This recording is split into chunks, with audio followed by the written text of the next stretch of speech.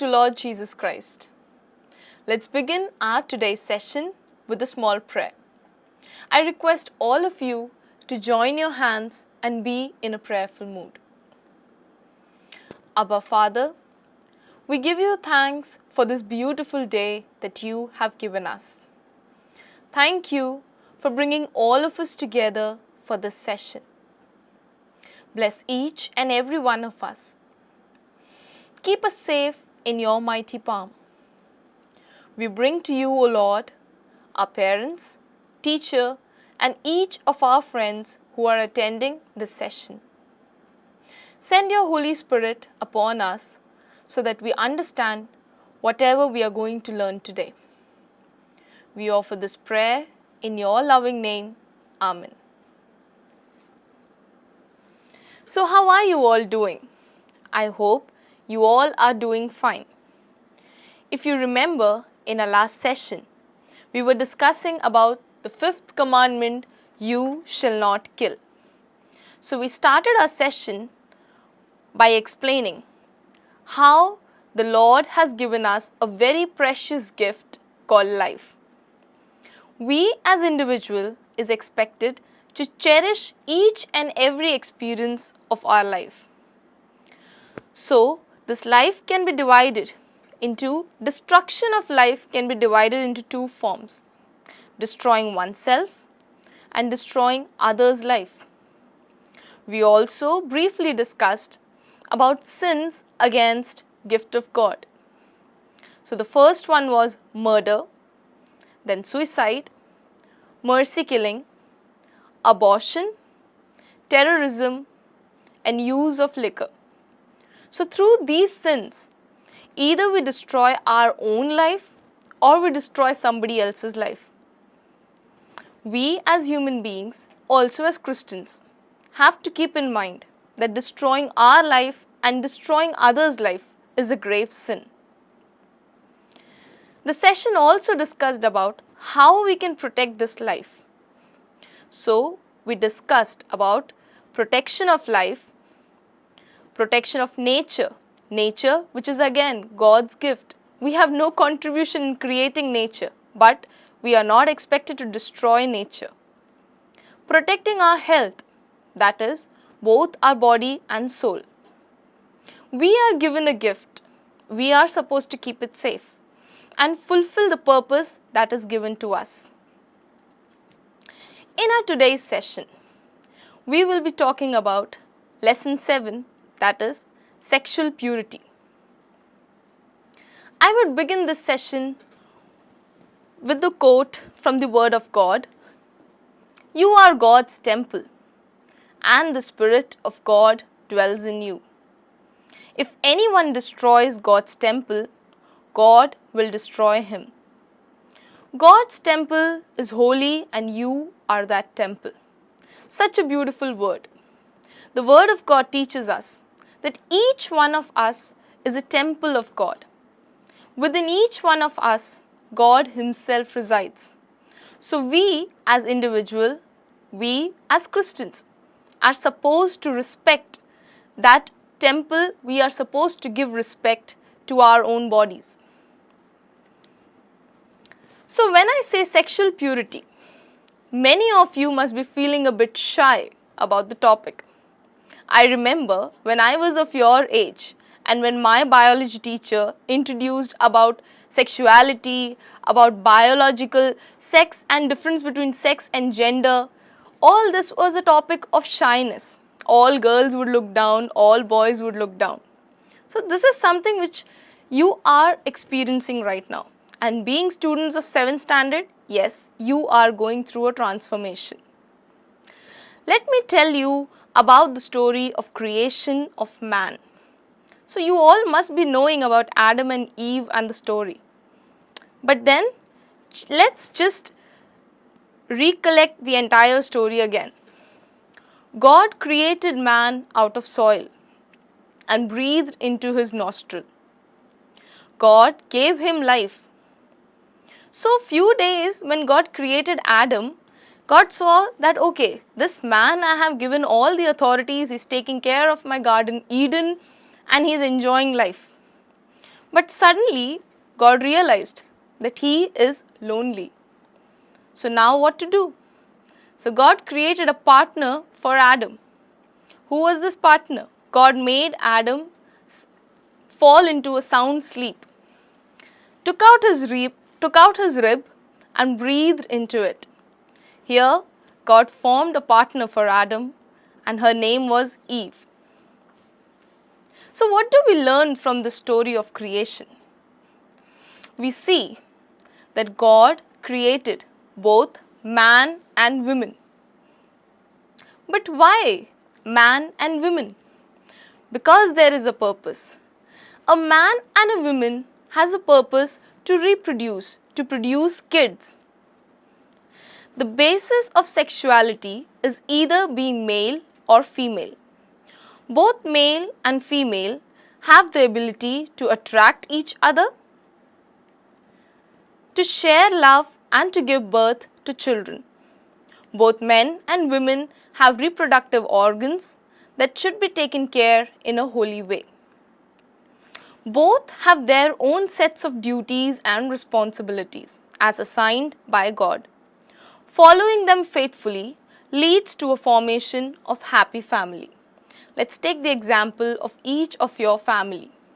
Your fathers go for work, they have their own sets of tasks to do.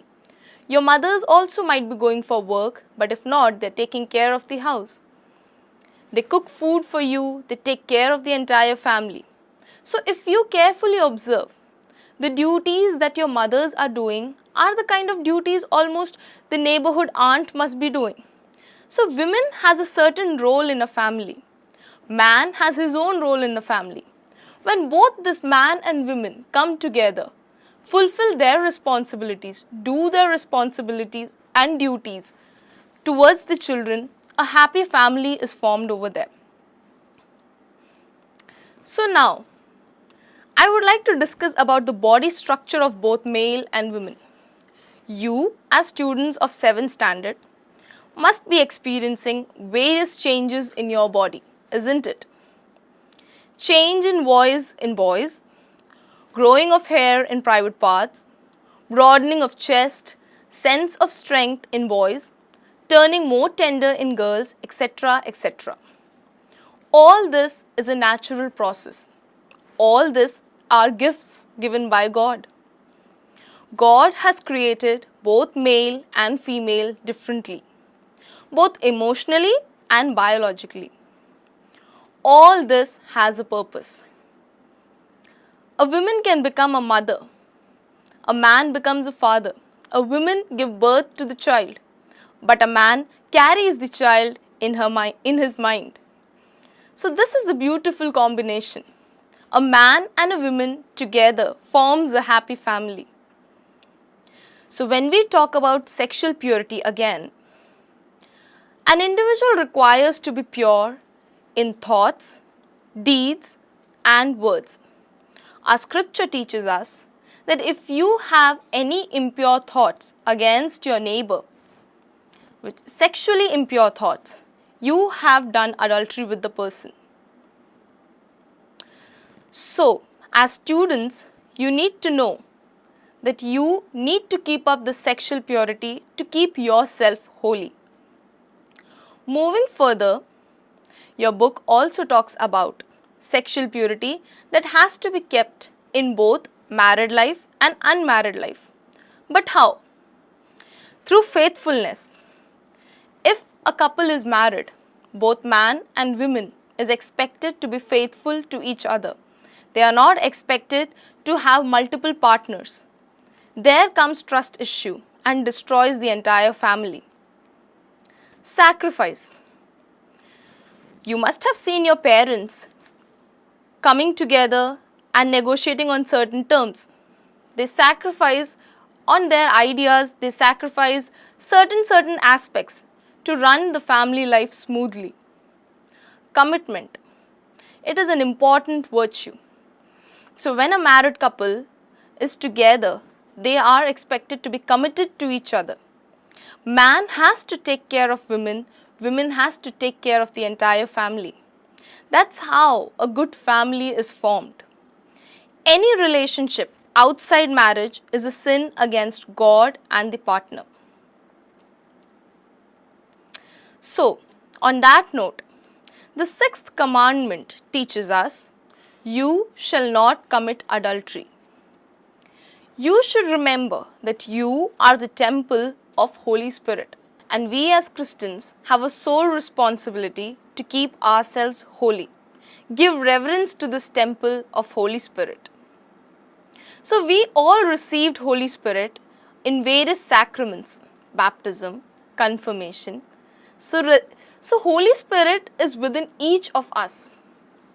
And by maintaining sexual purity and following the sixth commandment, we are somewhere keeping this Holy Spirit intact within our body. The presence of Holy Spirit within each of us is in the form of our conscience.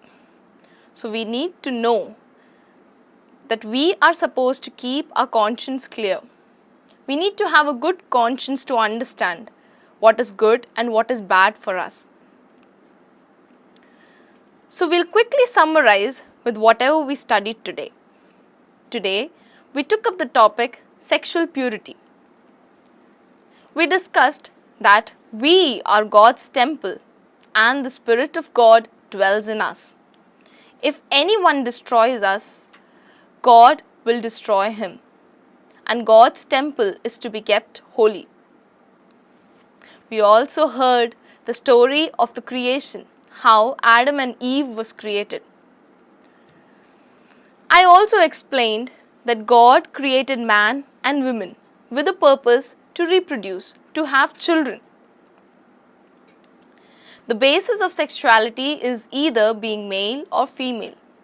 Both male and female have their own sets of responsibilities, have their own sets of duties, which they have to fulfill on time in order to have a good family, an ideal family. So God created both male and female differently, both emotionally and biologically. All this has a purpose. We also discussed that sexual purity has to be maintained in our thoughts, in our deeds, in our words.